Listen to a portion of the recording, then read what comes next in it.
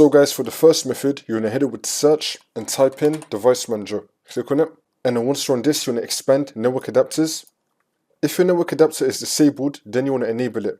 So if it is disabled, it's going to be having this arrow pointing down, like it is on my screen. It means that this is disabled. So to enable it, you want to right click on it and then click on enable. This should now fix your problem.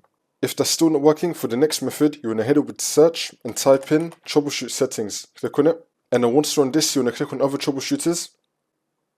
And now you want to find network and internet. Click on run. And now this will come up. If it detects anything, it will try to fix it for you. If that's still not working, for the next method, you want to head over to search and type in CMD. Then you want to run it as administrator.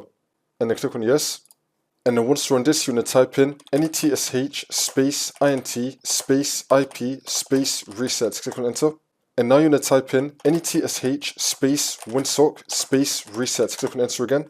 And now you just want to restart your computer and then the problem should be fixed.